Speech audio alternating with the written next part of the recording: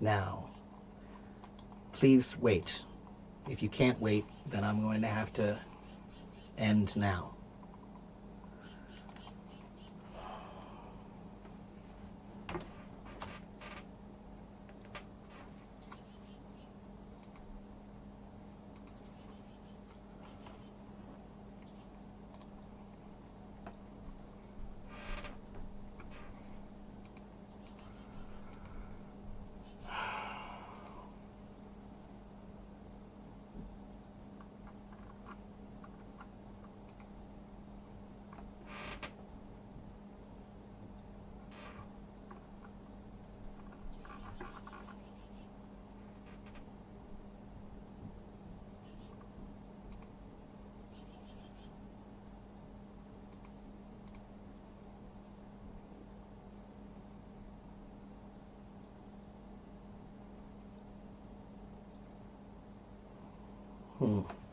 Is that right? I don't know if that's right. Anyway, well, they're gone for now. I don't know if they'll come back. I had to end my YouTube stream for anybody who was in my YouTube stream because there was a stupid, ignorant, pathetic loser. If you spend any of your life on the internet trolling people, you are lower than dog feces on my shoe. And pathetic. I guarantee, pathetic. Their lives are pathetic, pathetic, pathetic. They have nothing. That's why they have to troll people, because they have nothing. Okay, I'm so sorry. Let me attempt to try to get back on track again. I hate that when that happens. All right. Thank you, Jesus, very much for the compliments. You want to ask if you say who gave you this or who did you give this, which one is correct and why? Who gave you this is asking someone, you have something, you want to know where did it come from? What person gave it to you? That's correct. Who did you give this? That's a different thing.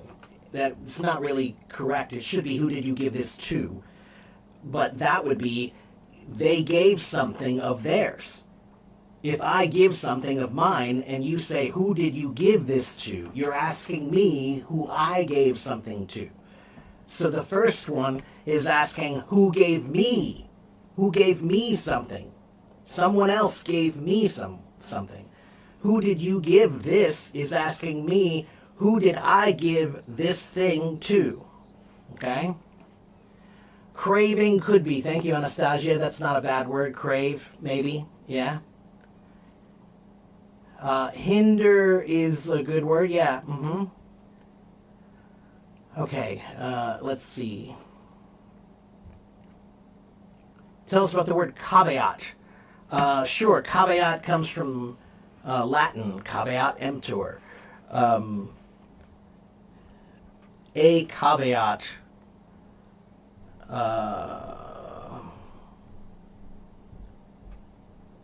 Whoops. Let me try that again. Let me go back and find the etymology. So it just means a warning or something you should know before you do something, or important information you should have, right? Important information you should have before you do something. Yeah, that's usually what it means, all right? So maybe I would say America is great, but there are many caveats, right? There are some caveats to living here, right? Just like there are caveats to living anywhere, right? Depending on where you live, there are some things you like and some things that you don't like. So the things that you don't like are things that you would tell people, oh, well, one caveat would be this, right? Maybe you have a job, right? They're asking about your job. Is your job great? Yeah, it's really good. It pays really well and the people are nice. But one caveat is my boss is not very nice, or something like that. Okay? Okay, let's see. Prada's got some interesting questions. Is it good to give children rewards for their good deeds?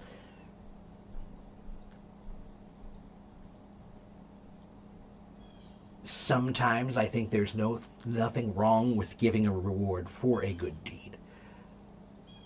But sometimes you should teach them that a good deed is its own reward. Doing a good deed is the reward. But it's, they're children. So you also can just say, hey, here's a lollipop. That was great. Good for you. That was nice what you just did. You can reward them for doing something that they did of their own accord. Nobody told them to do it. They just did something nice, and you can reward them for it. But you can tell them that life doesn't always reward you for good deeds, but they're still good to do. They are good because they are good.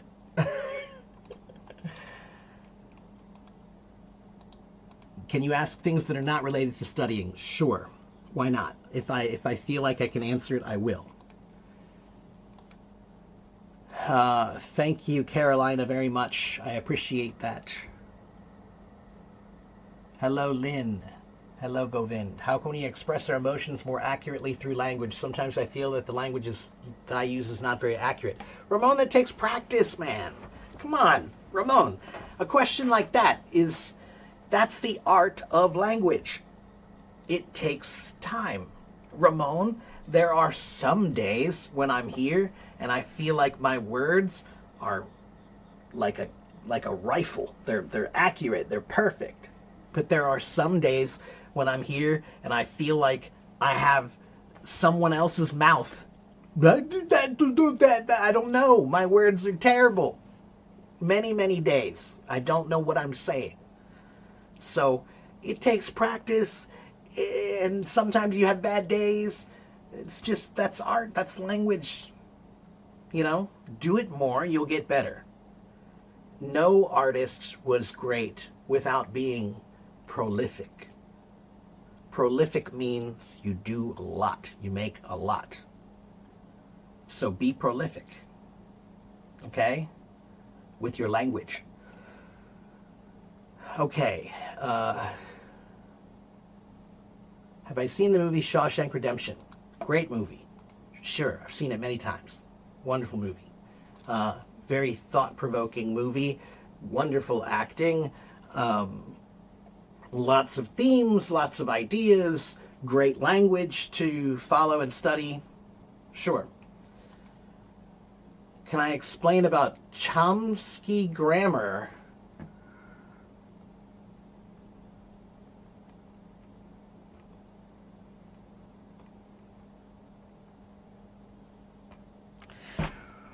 Oh, right. I remember this now. That's been a long time since I've thought about that.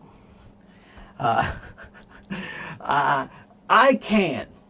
Alex, I did study about this a long time ago. However, so it's all about how people think of things, right? Computation, right?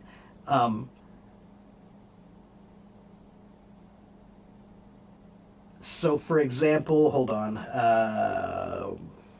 Behaviorism, nativism, social structure, monitor theory, right? Those are Chomsky's theories, right? And Turing machines and all this, right? So we're talking, those are structural grammar, right? And yeah. But here's my question, Alex. Is it useful for GRE readings? No. No. If you're studying for the GRE, I definitely wouldn't think about things like Chomsky grammar. Okay? That's called, you're getting in the weeds, Alex. When you start going, there are some times when you can overthink it too much.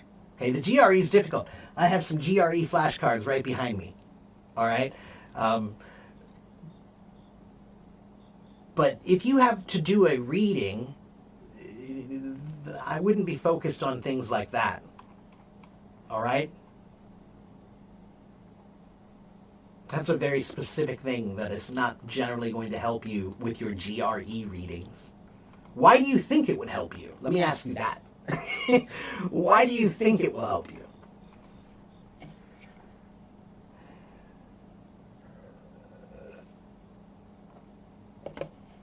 Okay. Again, please be patient. What did I learn from visiting museums and galleries? Prada. I've learned that humans are capable of doing a lot more than working in some stupid office building for some stupid job, making some stupid amount of money. I've learned that there's more to life than money. That's one thing I've learned in museums and galleries. I've learned that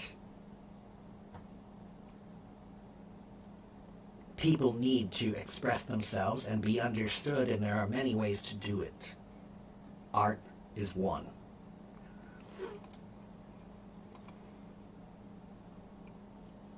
Can I tell why native English speakers make fun of non-native English speakers because of our accent and pronunciation, although English is not our mother tongue?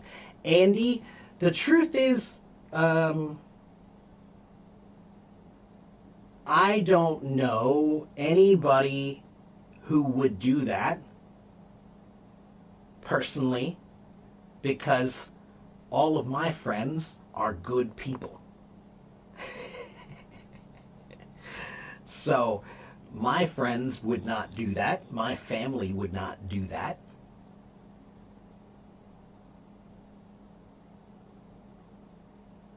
Here's my answer. Most of the time, people who make fun of an accent when you speak English, it's because they are ignorant and they have no experience with anyone who has accents. They have no experience with foreign people. So your accent makes them feel uncomfortable, and that makes them not like you. So they make fun of you to make them feel better because they can't understand you that well. And also because you have to remember, most Americans, at least, I can only speak about Americans, most Americans don't know another language. So when you speak English and you have an accent, that means you know another language, at least one more, right? So what I will tell you is you should not worry about anybody who laughs at you, whether they're a native or a non-native. Anybody who laughs at you is not worth your time. So don't think about them, and don't waste your time thinking about them. Okay? Suleiman, I have no idea which word you want me to type. I'm sorry, I can't do that way. There are so many comments I have to try to keep up.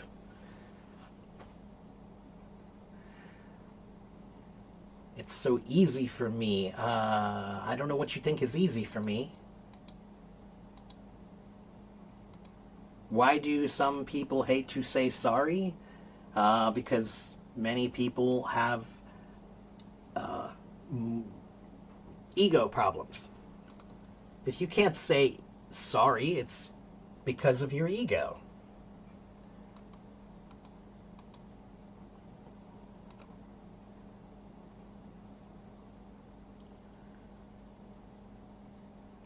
You wish there were only one language in the world? Well, Libra Hong,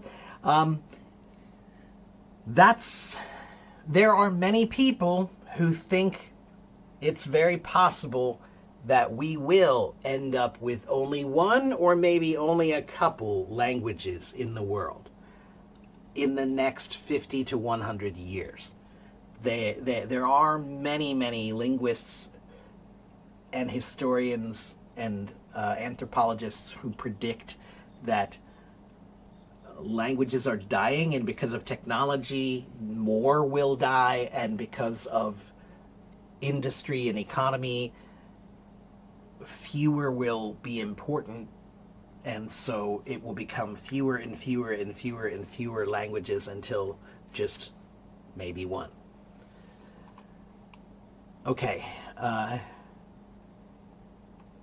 Okay, in fact, if we use Chomsky's grammar, we can identify the optional elements of sentences, gain a better concept of understanding readings.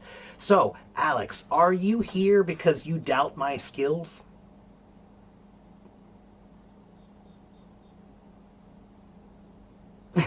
Can I ask you that?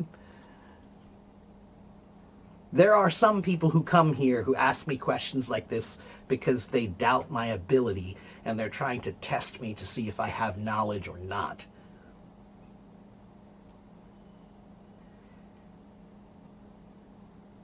If that's what you're doing, I'd like to know. All right, you really want to know. Okay, so what I really think, Alex, is yeah, there are many techniques that you can use for it, Alex, but my point was GRE is a test. To take a test, you have a time limit. To take a test with a time limit, you need to use methods that are effective in a short time, which means you have to use the simplest methods you can. All right? And if that method works for you, if you feel you have a mastery of this particular method and that method is faster for you, then yes, please, by all means, you should use that method. But in my experience in testing, those methods are theoretical methods. Those are methods that are good for general study, but not good for testing. Do you understand the difference? They're great for learning, they're great for studying, but I don't think they're very good for testing because of the time. Okay? There are many, many techniques of thought analysis and concept analysis that could work, that could help you, but not under a time limit. Okay? So the only way I will tell you that you should use the Chomsky methods is if you feel personally, feel that you have a really good understanding of that and it benefits you and you can do it quickly, then yes, use it. That's my idea. That's my method. That's my thoughts. Okay? All right? I'm sorry if I thought that you were trying to test me, because sometimes people come here and they ask me these very, very specific questions about pedagogical theory, and they want to see, does he really know anything? And there are some things that I don't know, and I'm happy to admit that.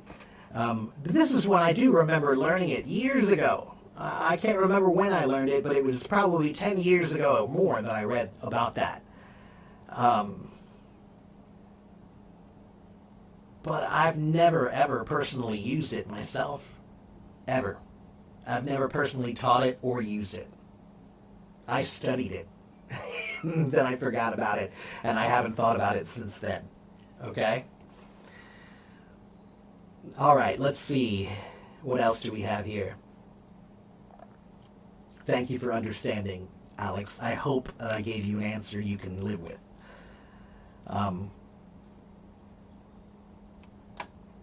My hairstyle is quite classic.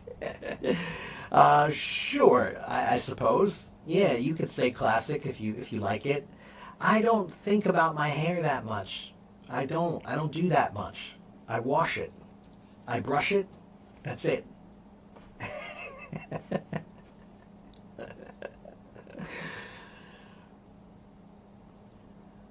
All right.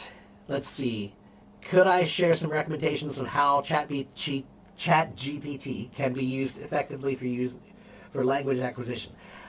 Yes, Suleiman. Well, first of all, the newest model of ChatGPT is definitely trained more for teaching a skill. So you should tell it. That's the first thing you should do, is tell ChatGPT, I want to learn English. Okay? But there are some other things that you can do. you can ask ChatGPT, please help me find my most common mistakes. If you tell ChatGPT to do that, it will probably ask you to write something so it can try to find your mistakes. It's very good for that. If you write 3 stories or 3 articles or 3 something, 3 pages of something, and then give it something to look at that's your writing, and it will look at that and say, well, I can tell you that in these 3 pages, the most common mistakes you made were this, this, and this. That's useful. ChatGPT is also useful if you tell it to question you more. So when you write something, you need to tell ChatGPT to question what you write. Question it. Make sure it's right. Ask, so did you mean this or did you mean this? It will do that for you. Okay? It will do that for you.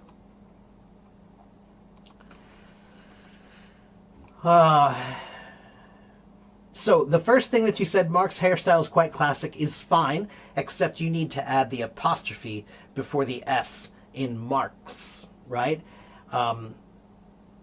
If you want to say mine, possession, then it needs to be that little apostrophe sign, this one, right? Apostrophe S. It has to be like that, okay? And then the other one is my expression correct? Is my expression correct? Or did I express it correctly? Okay, hello to the new people.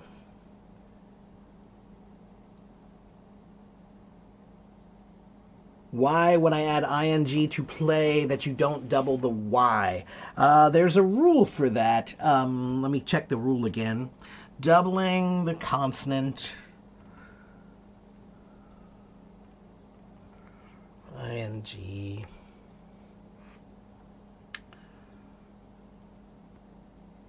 Right, so if the base word has 1 syllable and it ends in 1 short vowel followed by 1 consonant, then you double the vowel. The rule doesn't apply to the words ending in silent E. Words with 2 vowels or 2 consonants, and words with stressed final syllables. One moment.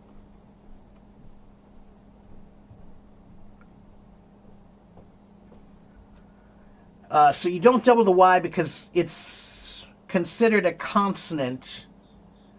So yeah, right? Y is sometimes a vowel, but usually a consonant, right? So in this case, it's functioning as a vowel sound, right? When you listen to it play, it's not a yeah. It's not a strong yeah, right?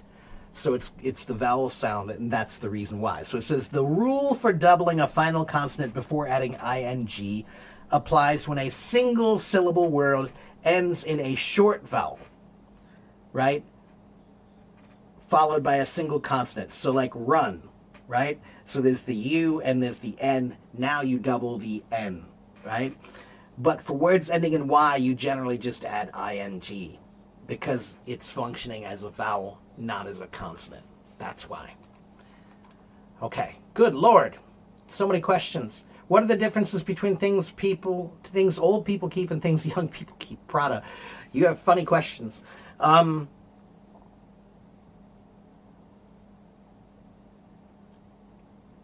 No difference. The only difference is in their thoughtfulness. And that doesn't have to do with age. That's some people are more thoughtful and some people are less thoughtful. So young people, thoughtful young people, keep thoughtful things. Thoughtful old people keep thoughtful things. Thank you, Dollar. Do I think holding a TEFL certification helped me to lecture to students learning English? I personally do not think that helps teachers. So I got my TEFL certification. It was mildly helpful. It was helpful to just learn a few basic concepts about ESL teaching. But anybody can get that certificate. It's not hard. It's not hard. And there are many, many people who get that certificate and become ESL teachers, and they are not good teachers. Okay? Right, if there is a vowel just before the Y, just V plus ing. But it's also because, Prada, the Y is not functioning as a consonant. It's functioning as a vowel. Okay? So the rule is about the vowel. That's for all the other words. In this particular case, the Y functions as a vowel. Okay? That's the reason why it's not a double. Okay. You're planning to visit Dubai early next month for a job search. Would I give you any advice, teacher? Disease, why are you going to Dubai for a job? Do you know anybody there? If you don't know anybody there, I wouldn't recommend it. Find somebody who does it. Find somebody who you know who already does it, and they should be able to help you and tell you what you need. Okay? But I would be a little bit careful. I would be a little bit careful because I have heard some stories that are kind of not very good stories about some people who have traveled to Dubai for construction jobs that are not what they described. So just be careful what jobs you take. Okay?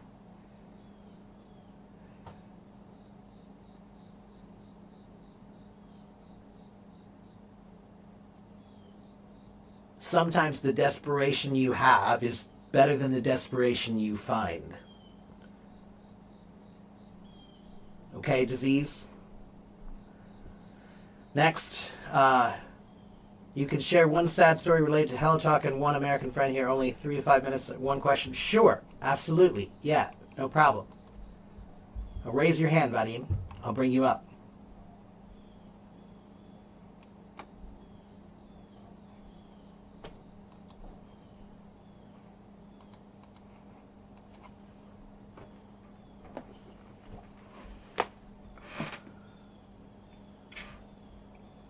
Hello, my dear friend Mark. Hello, Vadim. How are you? Sorry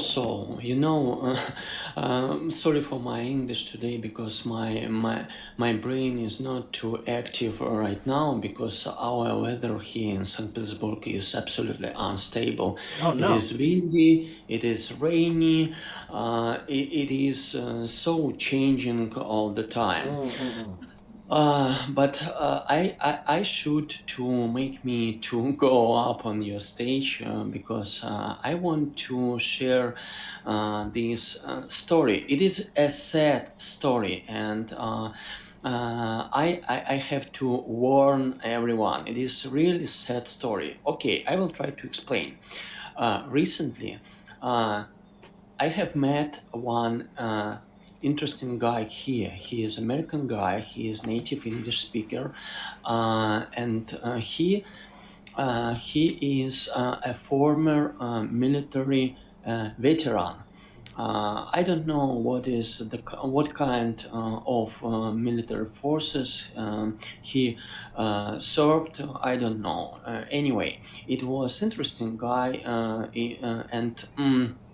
He was absolutely normal guy with family, with wife, with his son, and at one moment in this summer, I noticed that he didn't answer to any my message on WhatsApp. Mm-hmm. I didn't understand what was happening. I thought maybe maybe I hurt him. Maybe he took the offense to some moment. I didn't understand. Okay, I sent him one message. I waited for I don't know, maybe a couple of weeks, maybe a little more. Then I sent him him another message. He didn't answer. And thanking God, he used his real name here on Hello Talk, and I found this name on internet, and I found the obituary Oh no. about his death in this June. I was so shocked, and I found another information on Facebook that the reason of his death was a suicide. Oh, terrible. And this is the end of my story. It will be only my short activity here on your stage, and I have one question for you. What do you think about modern American society? Do you find some features of this society? What I mean, I watch different American movies very often, and I see that a lot of people intake different antipsychotic drugs, antidepressive drugs, sleep makers. Yeah, No? sleep drugs. Yeah. Sleep drugs, yes. And Sedatives. what do you think commonly about American society? Is it unhealthy society psychologically, in terms of psychiatric diseases, etc., and about suicide, and so on? That's a very, very heavy question, Vadim. Um, I'm going to try to answer this the best I can without being political. I will say that mental health in this country has not been good for a while, for a long while, for many reasons. Mostly just because when life becomes a struggle, you become stressed out and you have more anxiety, and it becomes harder, and consistently things have gotten harder for most people in America. Most people have things have gotten worse, not better. Now, there are many people who will disagree with me, I will say, but right now, Vadim, I can't even really describe how things are right now here. It is, I won't say it's good. I will not say it's good. I can't go into too many details, but I will say it's not good.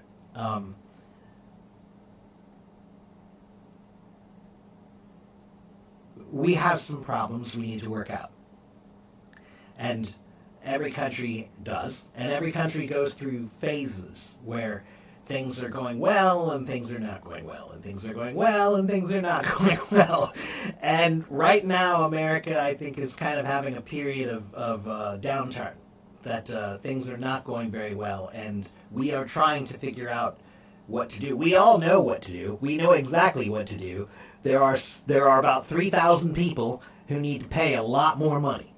It's really that simple. We have 330 million people, and most of them pay all the taxes, but the problem is that's not enough. And the people who have all the money, there's only about 3,000 of them, and they pay almost nothing.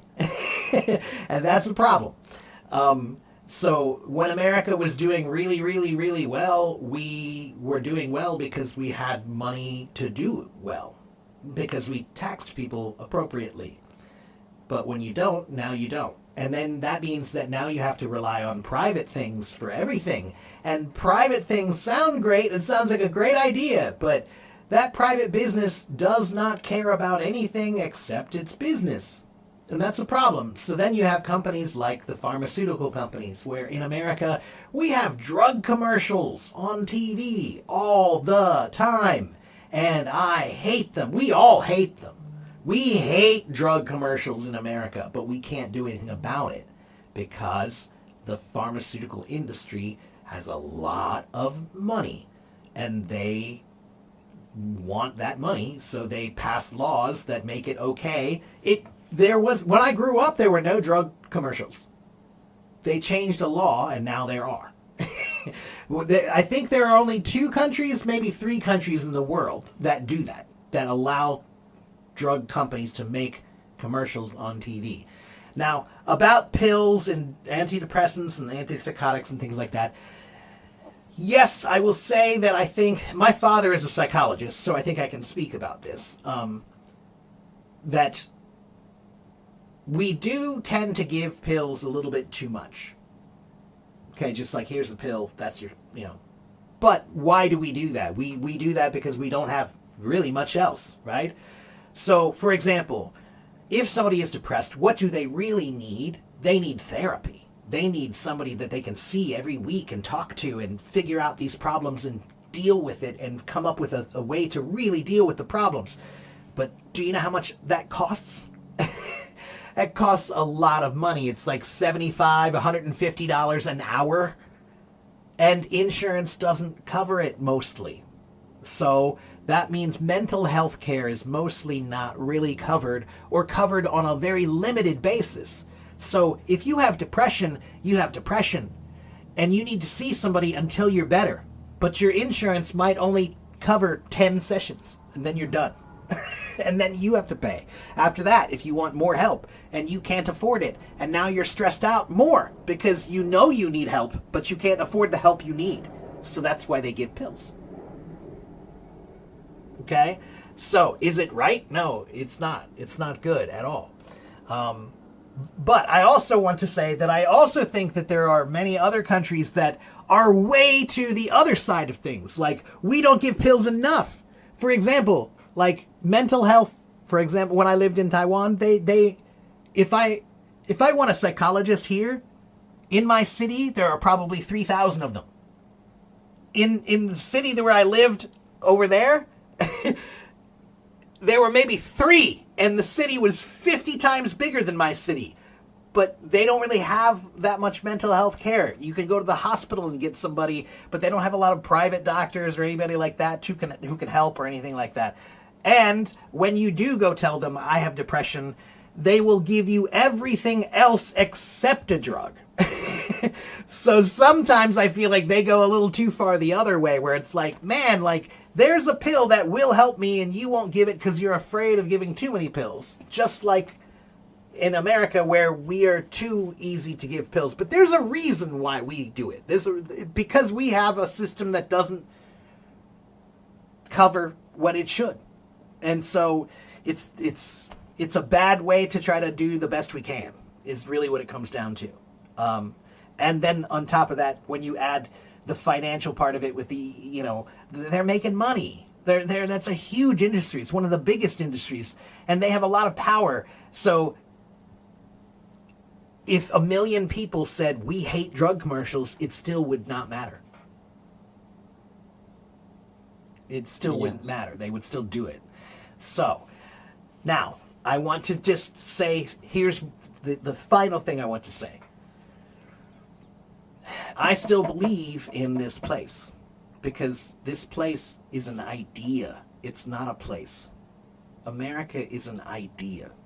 It's an idea of people from everywhere, anywhere. It's the only place in the world where you're supposed to just be, anybody can come here and become this now. You're something new. You're something different. You can have a completely different life if you want to.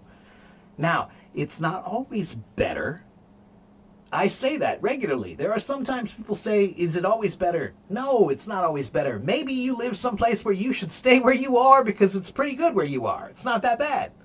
On the other hand, there could be, maybe you live in a place that's really difficult, and maybe it would be better if you come here. There might be, you might feel like your life has more opportunities or more chances, or more, maybe it is for some people.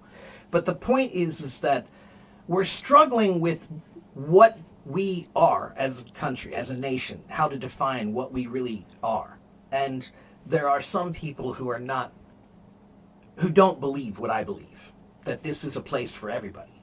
That's my belief, is that America is a place for everybody, or it's not America. So, did I lose Vadim? Oh, there he is.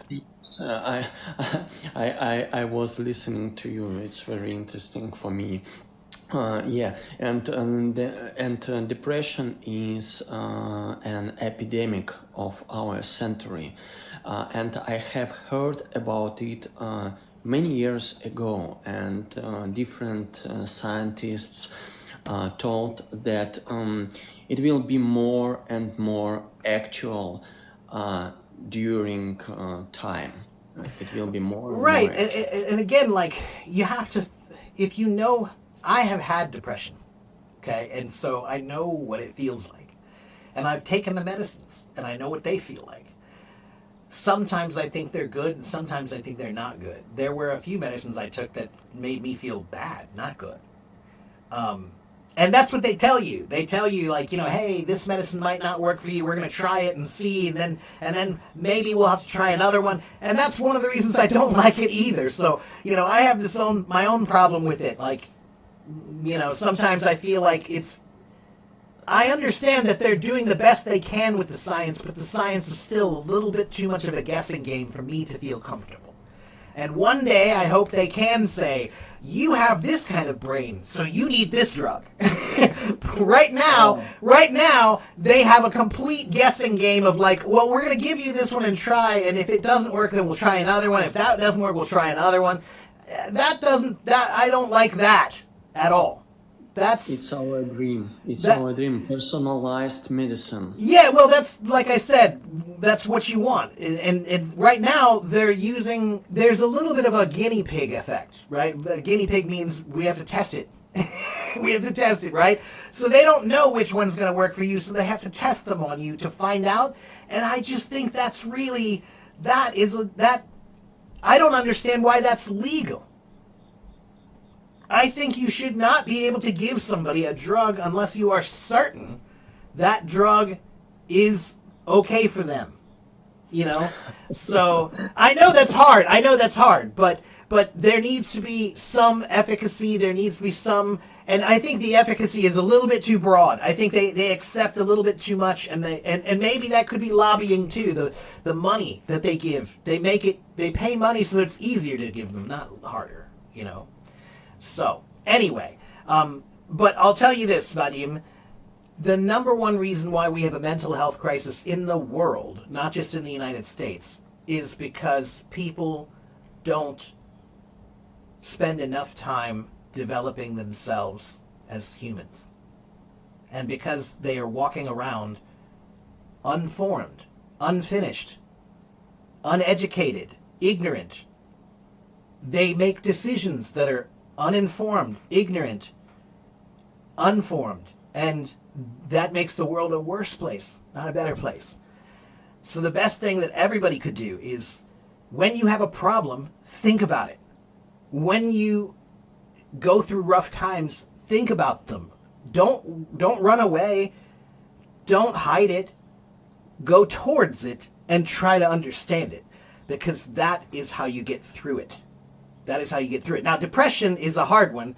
Depression is the feeling that you cannot do it yourself. It is the feeling that you need someone else because you are non-functional on a basic level. There's a function, like waking up is hard for you. Waking up and getting out of bed to do anything is hard when you're depressed. So, but I'll tell you this. hope is definitely one of the best medicines that you can have. And that's another problem with depression is a sense of hopelessness. It's, I don't know what the future holds. I don't know if I have enough money. I don't know if I have a good enough job. I don't know where the world's going. I don't feel like people like me or people know me or people, whatever. There's all these things like this, right? But again, if you can't imagine a future, how can you have hope, right? So, for me, it's about being a child is running away from your problems when you have them. Being an adult is facing your problems when you have them. And it's almost never easy. It's almost never easy, but it's almost always a growth experience that makes you a better person. So will I be depressed again in the future? Maybe. It's possible. But I do feel that I have gained some knowledge that helps me and makes it better. A little bit. But I did that through contemplation. I did that through serious personal therapy. I do have a therapist. I'm lucky. I go to therapy about every 2 weeks. I'm lucky. Many years ago when I was depressed, I had this therapist. I went to a university because I couldn't afford a real one. I told you it's hard to afford the real ones, right? So I had to go to a university to a student. And they would, I'd let the student do, therapy on me for free. And so I met this guy when I was 30, I think, 32, maybe, something like that. And I used to pay him, I paid the school. It was a lower amount of money, so I could afford that. But then years later, I still said, hey man, I really think I don't know if it's possible, but I could use some therapy again. And he said, well, I could do that. And I'm lucky because every psychologist or therapist here, they have to do some pro bono work. Do you know what pro bono means? Mm-mm. Pro bono is Latin. It means for free. Uh-huh. So basically, every doctor here, they have to volunteer some time. They have to donate some time every year to some place to do some free work for the community. Every doctor has to do that. He has to do that too. So he said, oh, okay, well, I'll just do yours pro bono. And then I get I get what I need and you get what you need. So I'm lucky. I found a guy who he cares. And he likes me. I think he likes me, and he knows I'm serious. He knows that I really do work on it. I think that if he thought I was just a joker who didn't care, I think he wouldn't care. But I think he knows I do care, and I do try to work on it, and I try to understand myself better. So therapy is a wonderful thing, even when you're feeling great, because it's a place you can go to just talk about things and find out if the things you're thinking sound normal or not normal. Because this guy there's no reason for him to lie. He doesn't know you. He's just a guy. So if you tell him everything honestly and he'll tell you, that doesn't sound good, then maybe you should think about it because he doesn't have any reason to lie to you. So it's an honest person to get an honest opinion that maybe would help you when you need it, Yeah. So anyway, I encourage, if you can get therapy, do. I think it's one of the best things that you can possibly do. I can't imagine why you wouldn't want to. Now, I will say therapy is a little tricky because it's kind of like having a good teacher. When you have a great teacher, you want to be there, you want to do the work, you want to go there, right? You have that connection. You feel a connection to them. Therapy is like that too. You need to feel that you are with somebody who you trust, that you can connect to, so that you can be open with them. And if you don't feel that sense of connection, then you can't really make good progress. So you have to choose the right one, but you should I think everybody should In a perfect world, everybody would have therapy once a week. Everybody.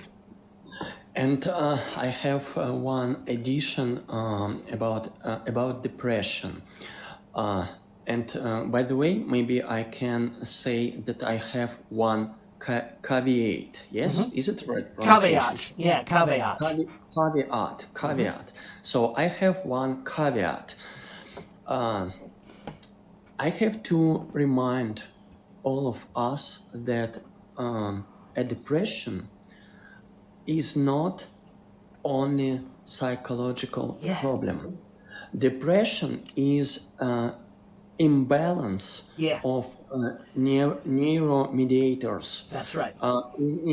inside of your brain, inside of your central nervous system, inside of your synapses, these contacts between your neurons. Yeah. And if you have depression, you have to take pills. Yeah. To take pills because it is biochemical problem. Yeah, it's a biochemical thing. So yeah, and I think there's a combination there. So here's the way I see it: is it's programming. So depression, my experience with depression is that if you think you're happy all the time, you'll be happy. Your brain will program itself to be happy. If you think you're sad, if you think you're depressed, depression programs itself into your brain and it actually changes the synapses, and now your brain is now a depressed mind. And so that's why it does matter what you think. It does matter what you believe inside. Those things matter. They program your brain. Your brain does look different on an MRI. If you look at the brains, they look different, you know? So yeah, that's why it's really important. And yes, you're right. The pills are supposed to be a temporary thing that help you so that here's how it's supposed to work, guys. You're supposed to take the medicine and have therapy. And the pills help you because your biochemical ability to do it yourself, you don't have the ability. So the pills help to try to fix those problems, those connections, or that chemical imbalance slightly while you're getting therapy. And when you're in therapy, then that's when you use whatever techniques they use, cognitive behavioral therapy or anything else, whatever they use, to try to find out, why are you feeling this way? What is it about what's troubling you? Let's talk about it and figure this out. Maybe it's something bad, like you were abused when you were a child, or PTSD from battle in a war, or something. Or maybe you have a disability you didn't even know about. There are all kinds of problems that you could have. But here's the one thing I've learned in 50 years of life, is I've learned that most people who are walking around without any idea who they really are. They don't think enough about themselves. They don't think enough about stuff, things, life. They don't think enough about what they believe. They don't think enough about what's important. They get up, they go to work, they do a job, they go home. They get up, they go to work, they do a job, they go home. They get up, they go to work, they go to job. It's just this repetitive thing, and they're never actually thinking about any of the things that are really important in life. So, Mark, sorry, what is PTSD? What is that called again? Post-traumatic stress disorder. Yeah. Yeah. I understand. Yes, I understand. Yeah, PTSD. Okay. Thank you very much. Probably I will not occupy this stage more because I am a bit tired of this No English problem. conversation. Yeah, no, that's okay. But thank you so much for such a deep question. It's a hard one. To answer a question like that is a hard question to answer. And I think that, Vadim, in general, I think the whole world, nearly every country, there's a sense that things are tough right now. I think everybody, there's a general sense of depression and a general sense of, this is hard. What are we going to do? We're not really sure about the future. And that's hard to have hope. Yeah, so. But Yes. it's only my private opinion. It's only my observation. But I think that Asian, Eastern, maybe even Arabic world suffer suffers from these problems uh, much sorry Much less, lower, much less. Um, less. I don't think I would. I don't think I would totally agree with that. I think that there is not very. It's not a very open. Put it this way, I can speak about Asia. I've lived there. That is not a culture that talks about their problems. They Yes. do not talk about their problems. They keep their problems inside because talking about your problems, no, you don't do that. That's a you maybe with your family only, Mm. only to your family. But even then, they don't talk to even their parents sometimes. So talking about problems is not as open as here, right? So that's why, like I Mm-hmm. said, here we have 3,000 probably psychologists in my city, but over there they're not so many. Mm-hmm. And like for example, Alcoholics Anonymous, we also have AA here, right? For if you drink too much, there's a meeting here 24 hours a day in America. If you need help with that, you can find it any city, anywhere, anytime, no problem. Mm-hmm. Not true over there. Okay, so there's a cultural difference about this that it's still, and I'm not making a judgment here. I'm just saying that there are many cultural reasons why, at least in Asia, and specifically China, that talking about your problems openly is not a. It's not a. There's a social stigma against it. And there used to be in America too. In the 1940s, 1950s, 1960s, it was the same here. You don't talk about your problems. We don't do that. Yeah, that's personal business. You keep it inside, you keep it to yourself. But then we learned that in the 1970s, 1980s, everybody kept that stuff inside and then we all lost our minds because we kept it inside too much. And now maybe we're a little too far the other side. Maybe now we talk about things too much, but I think that's a better problem to have. I think that's a better problem to have. Yeah, Probably. right. So Alyssa said, "Don't air your dirty laundry in public." That's a phrase that we have in English. Don't air your dirty laundry in public. But that's right. But see, that's the thing. A psychologist, a therapist, that's not public. That's private. That's private. That's your therapist. That's yours. Mm-hmm. They are loyal to you. But to Asia, that's still an outsider. So they don't have that sense of trust yet. They're developing. They're getting there. They're getting there.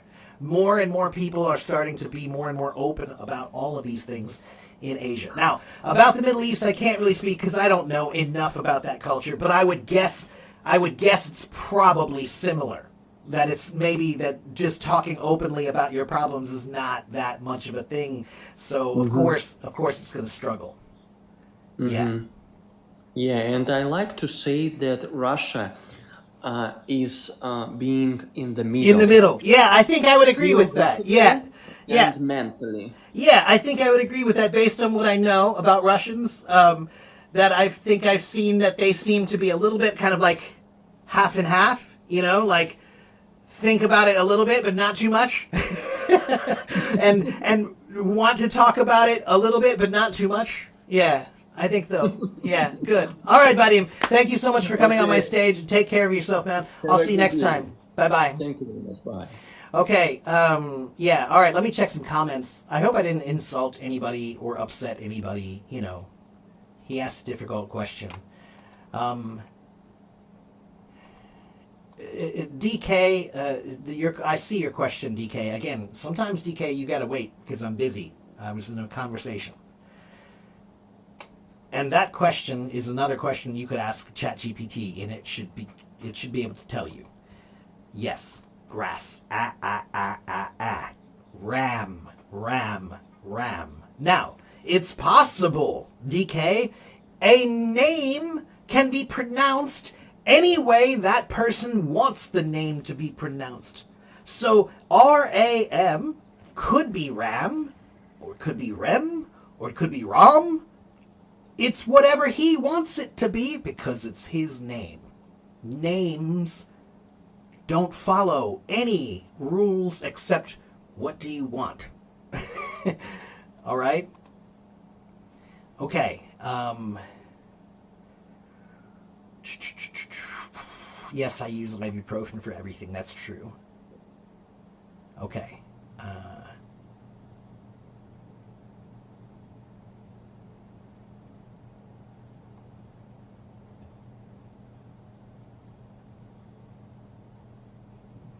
Do I think watching movies? What about watching movies? Hello, Belen. How are you? Yes, it's good if you watch the right TV show and movies. If you study, if you're just watching TV and having fun, no, it doesn't help you at all. And you want to be lazy. You want me to say, yes, just watch TV and movies. If you just watch TV and movies, you can learn English perfectly.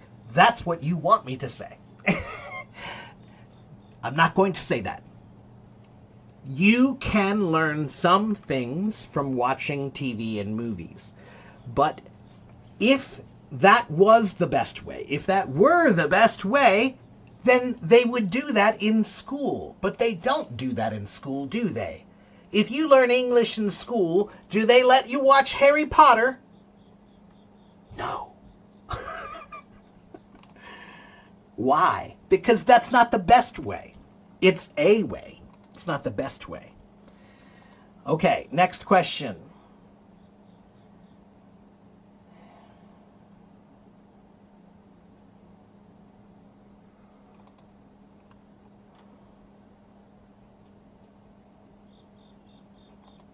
Yes, asthma. Can I explain to you about the word rather and where to use it? Rather, Peter, is a word that we use when you're talking about something. You're talking about two things. Would you like this rather than that? Okay? So rather than is kind of like a preference. It's a choice. Which one do you like more? Okay? I'd rather have chocolate than vanilla. Okay? I'd rather have sunny weather than cold weather. Okay? I'd rather have is like I'd prefer. I like it more. Okay? Okay.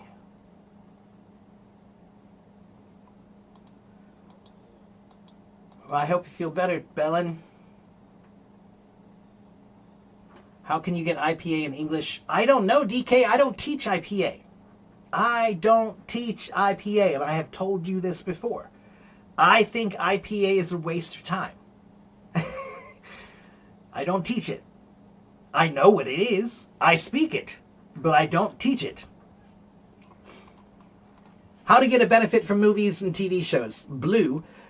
Choose good TV shows and good movies, which means a TV show or a movie that has content that's common. So if it's a TV show or a movie about family and friends and work and real life, then maybe it's good. Maybe. Because it has real life stuff. Okay? But then you need to think, who is in the show? How do they speak? So it's a show about work and family and friends. Good. That's a good start. Now, do they speak well? Are they good speakers? That's the next thing you should think. And here's what I will tell you. 80% of TV shows, I don't think they're good speakers. They're common speakers, but they're not good speakers. Okay? So you have to choose a show that has good content. Then you have to choose a show that has great speakers who speak well. And then you need The transcript. Type in the name of your TV show or movie. Type in the word transcript. You will find a website that has a free transcript. What is a transcript, everybody? A transcript is the printout of the words in the show. And because you can print it, you can hold it. And while you're watching the show, you can make notes. And now you are learning. You are studying. You are not just watching TV. So if you want to watch TV and movies to learn English, choose a show with good content. Choose a show with great speakers. Get the transcript and study. Okay? All right, next question. How about listening to English music? Same thing. English music can be good, but guess what? English music does not care about rules. English music does not care about grammar. So many songs have bad grammar because nobody cares. It's art. It's a song. It's not a test. Okay? Your car doesn't want to start up. Oh no. Your new car? Not your new car. Okay, take care if you're leaving. Thank you.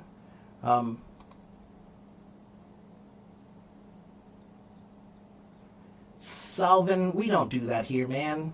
Don't use my audience for your stuff. That's not cool. Come on. We're learning English here. All right?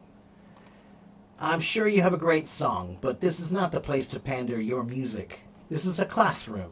All right? IPA is International Phonetic Alphabet. Yes, thank you, Ethan.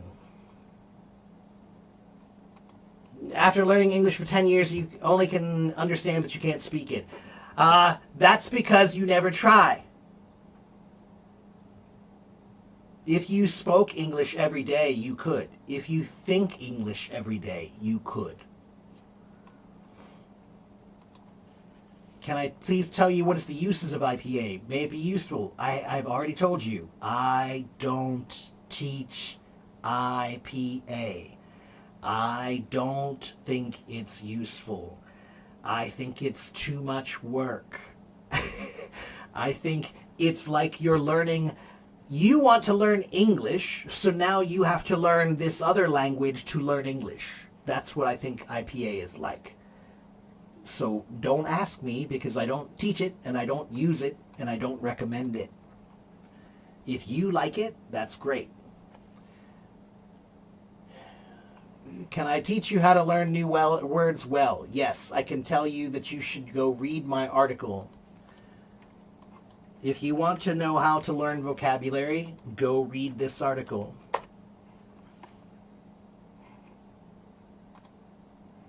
Thank God. Okay. Next, let's see.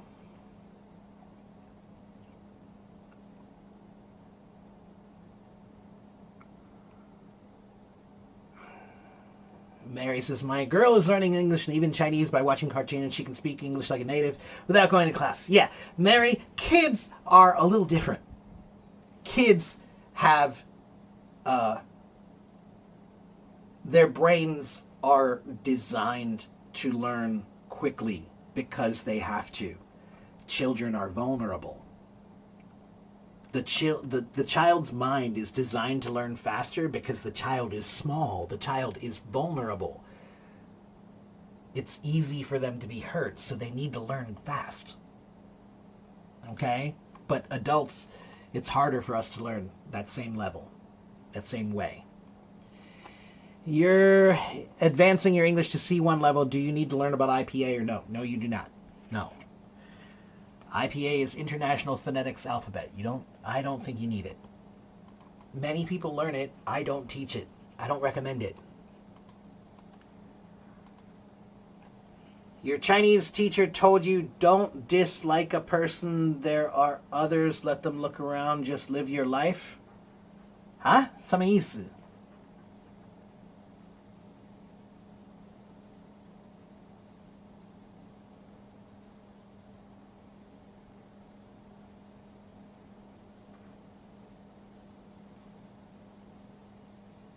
Can I do a British accent? I can, but it won't be a real British accent. It will just be an American pretending. Why do you want that? Hello, top of the morning to you. She's from Japan, but she said my Chinese teacher. So I think she speaks Chinese.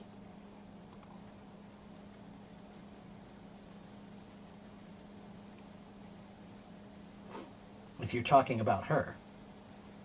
Yeah. No, I'm not going to do a British accent.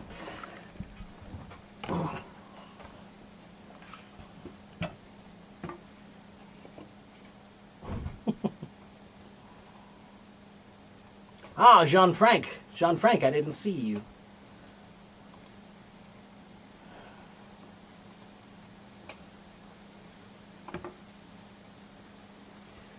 Hello, Jean-Franc. How are you? How are you?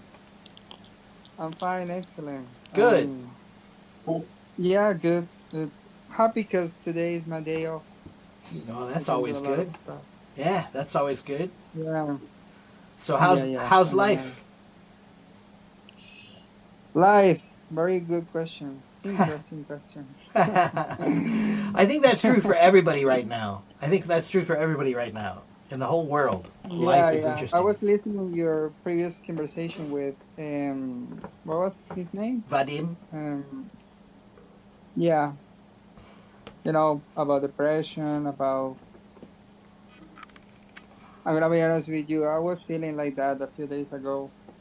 These days, because it had to do with my job, with my work. Because sometimes I don't feel like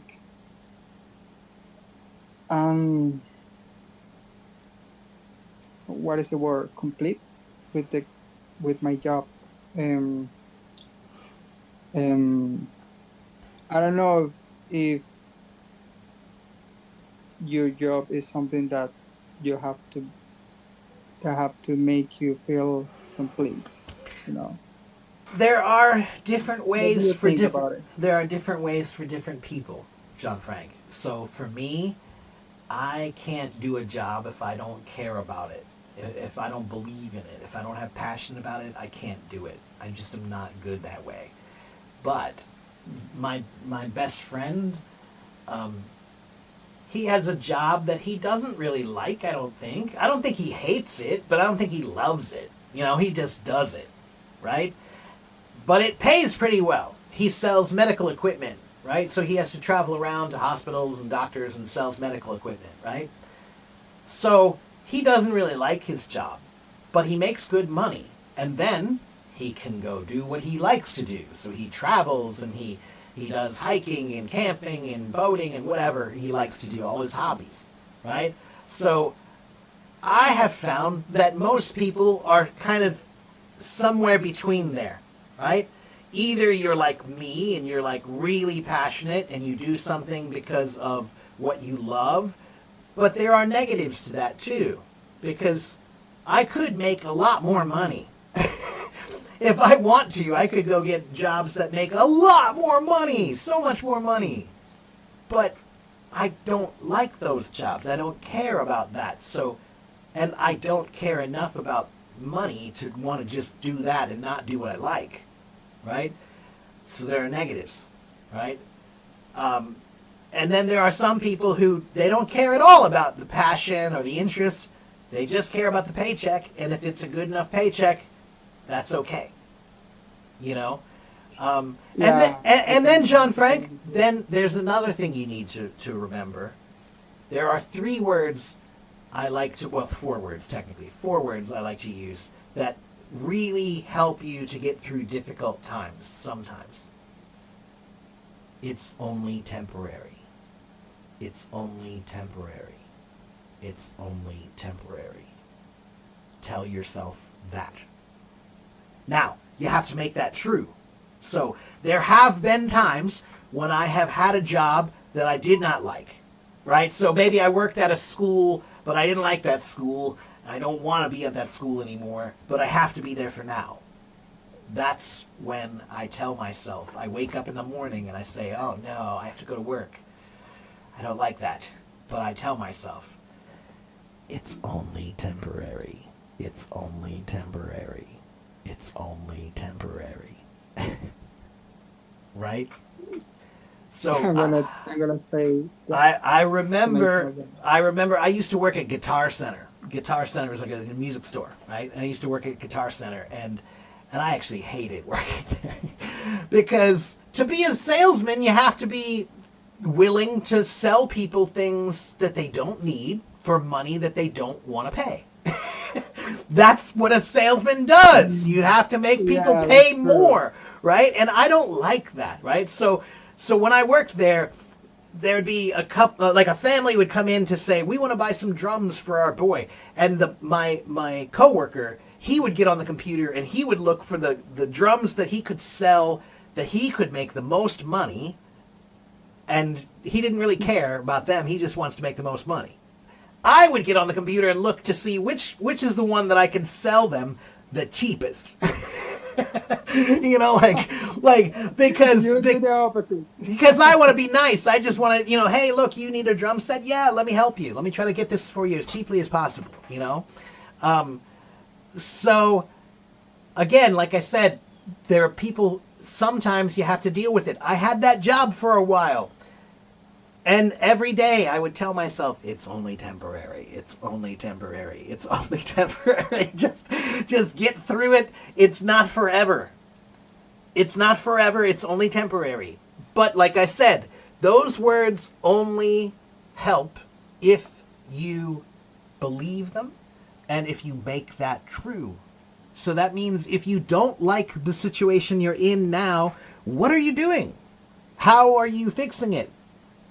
Yeah, I'm doing something. 'Cause Okay, good. I want to work as I think I have told you this before. I want to work as a programmer. But the thing is, yeah, what I'm doing is in my free time. For example, today I'm going to study a little bit of programming. So I think in a couple of months I'm going to apply for a job as a developer.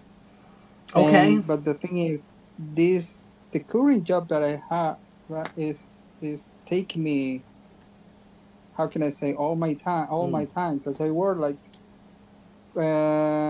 44 hours a week. That means like So 9 hours. So per let me day. ask you a question. If you stay at your job today, you stay there for 10 more years. In 10 years, will you be in a better place? No. Okay, so what that means is you are on a boat, and that boat is sinking. What do you mean? What do you mean when you say sinking? I've never heard that word. Sink. This is the Yeah, water. of course. And I know it. I Okay, know it. so And then also, if it's I'm not- sinking, there are if it's sinking, John Frank, if you're on a sinking boat, you have two choices. Stay on the boat, which means you go down, or jump off and swim. And it's a risk. It's a risk when you jump off the boat to take a swim to try to get away. Yeah, it's a risk. You might not make it. But if you stay on the boat, you won't make it. So sometimes when you're we call that a dead end job. A dead end job. It's a job that's not going to ever go anywhere. You're not going to get anywhere from that job. If you work at 7-Eleven your whole life, you're not going to get anywhere from that. You have to try to make a plan for how can I make this turn into something more, to do something better, So that's why sometimes, John Frank, you told me I don't have any time to think about something else. Well, that sounds like you're on a sinking ship. And if you're on a sinking ship, at some point you have to decide to jump off and swim away. Yes, that's what I'm going to do next year. But Okay. that's the thing. That's the thing. I mean, So, that job is Oh. taking almost all my days. so then I don't have. for right now then, until next year, then every day, it's only temporary. It's only temporary. It's only It's temporary. only temporary. Yeah, You just have to keep telling yourself, man, it's only temporary. it's And only and temporary. keep focusing on that plan, that future plan. If you keep focusing on something better, then there will be a day and you're going to jump off. You're going to jump off and Hopefully. you're going to Hopefully. swim. You're going to swim for something better. Maybe you find another Yeah. boat, maybe you find an island, whatever. But let me give you one piece of advice, John Frank. I think you have two things. One, I think you have pretty good English. Really. Your English is not bad at all. And two, I think you are a people person. You're good What with do you mean, people person? you're good with people. You are a gregarious person. Gregarious is a word that means friendly. It's easy to make friends with. You're a nice guy, man. Oh yeah. I'm Yeah. yeah. I mean, So yeah. so guess You're so right. I'm a you have English and you have your personality and you're a nice guy and you're good with people. So you should do a job that has that. Programming, I have the only thing I have to tell you, you know that programming is going to be rough because it's only going to get worse. ChatGPT is going to do AI is going to do more and more and more and more and more programming. And most of the computer science guys are saying programming is pretty much done as a job. That that in the future, well. It depends. I don't think it's done completely. not Because yet, there are things that not yet, but not yet. But in the future, it's maybe. it's not looking good. It's not looking good. It's going to be, put it to you this way. In the 1940s and 50s in America, there were many drummers who their job was to go to a music studio every day, and from 8 o'clock in the morning until 8 o'clock at night, they played on different records. They played music for all kinds of different people, right? But then the industry changed, the technology changed, and then that industry got smaller and smaller and smaller and smaller and smaller. And now there are maybe 5 guys who play on everything. So what I mean is your industry, the programming industry, is going to become smaller and smaller and smaller and smaller, which means it's only going to have the best of the best of the best in it. So it's going to be a very difficult job. I'm trying to just give you some good, solid advice. That is an industry that's like telling me, if you tell me you want to be a coal miner, I'm going to say that's probably not a great job to do. Like, we're trying to get off of coal. We're trying to move away from coal. We're trying to do different things with new energies and electricity. So, probably not great. And my grandfather was a coal miner.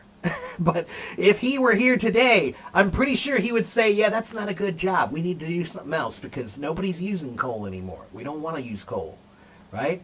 You have to look forward at your industry, right? So I'm saying if you have that skill, keep that skill in your pocket. But I think that your personality is much better than your programming.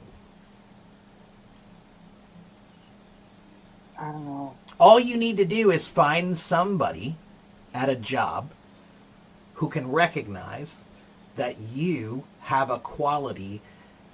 You would be good in sales. You could be good in real estate. You could be good at car sales. You could be good in many kinds of sales jobs because you have a very likable character and you speak well. Yeah. I remember. You know when I was. I remember that when I was working fixing phones. I don't know if you remember when it was one of those first times when we talked, and I was working a little store, and some clients came to me to fix their phone, but I most of the time I would ended up selling phones to them. Yeah, man. Yeah. Yeah. And you do that for two reasons. One, because you know the information, but two, because they trust you. When you say, hey, I could fix this, but really you should just look at this. I've got this You better cannot for-" imagine how many people would tell me that. I trust I you. can't I came imagine. here because of I trust you. can't imagine. I absolutely can't imagine. That's why I'm telling you, John Frank, that I think it's a mistake for you to go into programming, because programming is not really a people industry. You should be in a people industry, man. But I like programming also because I like to create things. You know, programming it is about creating things. Okay. All right. Well, then keep working with that, but don't ignore what I said. I think that your biggest asset is that you are likable. And not everybody has that, man. You have a quality that I think that most people, if they meet you within 5 minutes, they're going to feel pretty comfortable around you. That's not common. So, you should try to think about industries or businesses that have that. You know? Figure out what you can I'm do. going to think about it. Yeah, think I'm about it, man. on- Be on- creative. Be creative and think about it. Because you have that quality, and between your English and that quality, there should be many jobs that people want to hire you for. Many. Good paying jobs. All right, man? I would recommend you, and I'd be happy to Yeah. write. I'll write a recommend. If you want me to write a recommendation for you, I'd be happy to. I've talked to you for a few years. I know enough about you to be able to write a recommendation for you. Okay? Okay. All Thank right. you for your advice. I'm cooking. I'm cooking right Yeah, now. that's okay. That's all right. Oh, wow, look at that. That looks yummy. All right. Well, enjoy your food. I'm going to let you go, Jean-Franc, but come back and see me again and let me know what you find, okay? Thank you for your advice. It was, as always, it was a pleasure talking to you. My pleasure, too. Take care, my friend. You too. Bye. Bye. Okay. Let me see. What time is it? Am I running out of time? Ooh, wow. I've been here for 2 hours and 20 minutes. I'm way over time.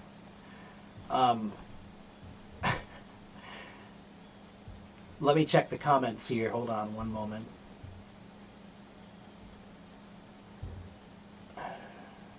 What's your question, Lion? If you have a question, ask your question. Write it in the chat. What's your question, Sarah? I don't just do chatting, guys. If you want to talk to me, you have to have a question. What's your question? I'm gonna name this stream. I'm gonna change the name. The name of the stream is gonna be "What's Your Question?" So, what's your question?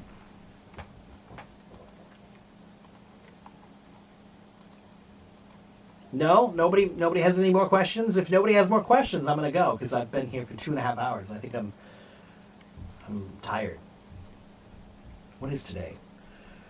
Monday. I have stuff to do also. Why do I help you?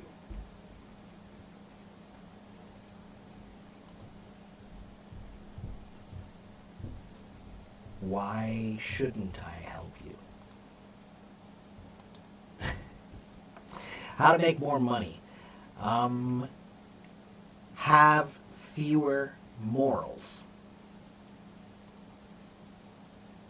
It's very easy to make money. You just have to have fewer morals. Morals are the thing that makes it hard to make money. If you have morals, making money can be hard.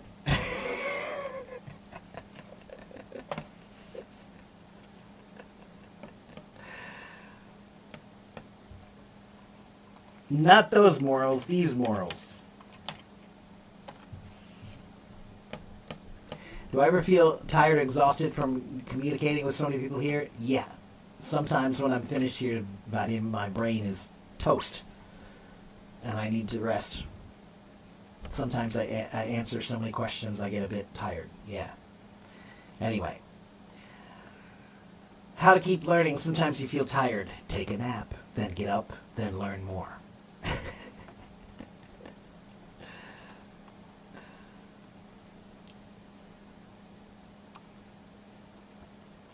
do I get energy from this process? Well, yeah. You know, passion feeds itself.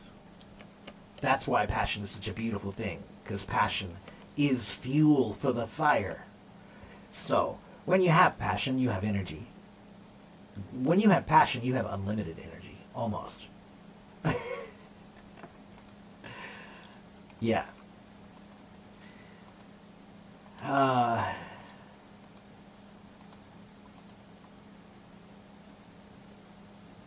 I'm right about programming. You studied it and now you regret it. Oh, well, it's different people have different ideas. We say different strokes for different folks.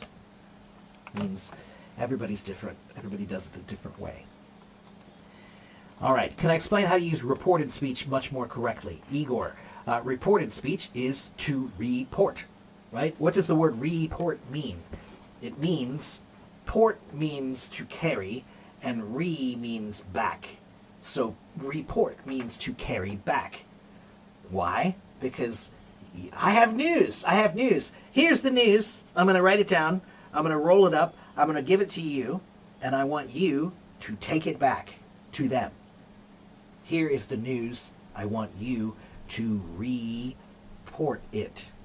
Take it back. Okay? Carry it back. So, reported speech was when you talk, it's like, for example, one moment.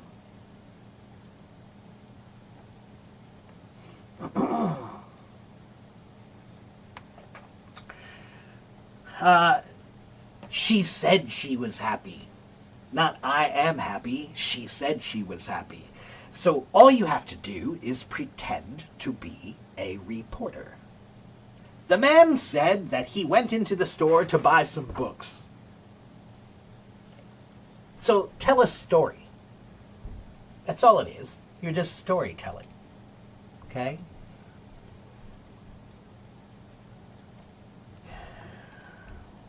Okay.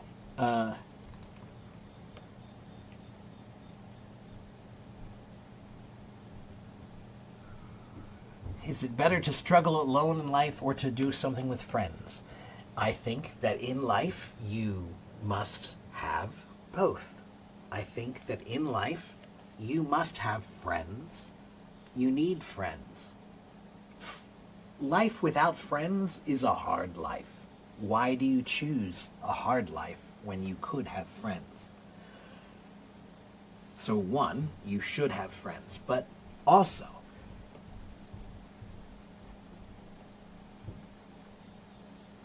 a flower, when a flower grows, the flower comes up out of the ground and it's tiny. It's very tiny, right, when it starts. And the wind blows and it's blowing it back and forth and it's growing and it's blowing back and forth and the winds and the storms are making it grow, but it's growing stronger. And it's able now to stand alone. So life is about growing up and struggling, and the struggles that you have give you strength so that you can stand on your own. So you need both. You need friends, but you need to be able to be alone. You need to be able to be comfortable with who you are. You need to learn about yourself. You need to spend time on yourself.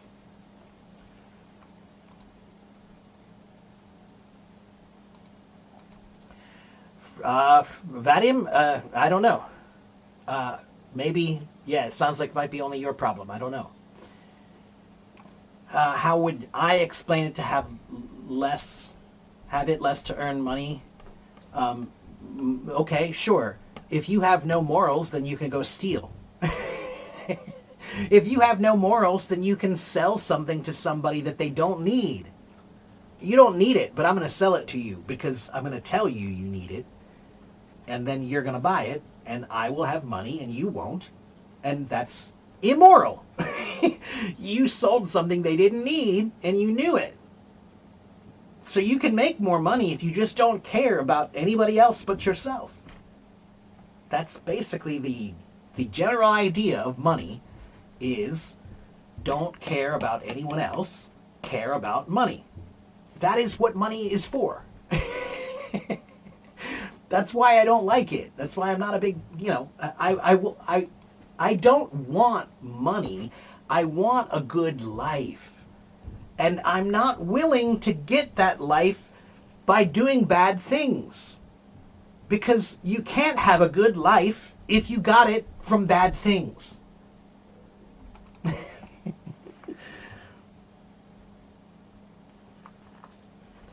Okay. I'm almost finished here. I gotta go. Let's see. Do you recommend reading or writing more? Isan, I think both. Reading is great. You need to read. You need to write. You need to listen. You need to speak. You need to think. Okay, you have to do all of them. There is no either or. And Lion, I already gave your answer. You need to be able to be alone, and you need to have friends. So you need to work on being alone more, I think. Sounds like you don't have the strength to be alone. You better develop it. Where will I be in 5 years? I have no idea. No idea. I don't know where I will be next year. What was my job when I was 25 years old? I was a drummer. Drumming. Playing drums in bands and teaching drums at music store and schools. I used to teach drums in some high schools. I taught drums at a music store privately, and I played music in lots of bars and clubs and bands and, yeah. So that was my job, my main job for most of my life. Look at those posters up here. You see those? You see this guy right here? That's me. Okay, and this other picture you can't really see, but this other picture, this guy right here, that's me. Those are bands that I played in many, many years ago. All right. Okay, guys, I have been here for about 2.5 hours. I think that's enough for today. Okay? So, I must go, but thank you guys for watching and following and listening. And please be sure and come back and see me again sometime. If you want to follow me, this is my blog. Go read my blog. There are many good articles there. This is my website. This is my YouTube. Okay? Follow me, follow me, follow me, follow me. All right? All right, guys. Well, that's going to be it for me today. Thank you, guys. Have a good morning. Have a good afternoon. Have a good evening wherever you live in the world. And I'll see you guys back here tomorrow. Okay? Come back and see me tomorrow. All right? All right. Bye, everyone. Take care.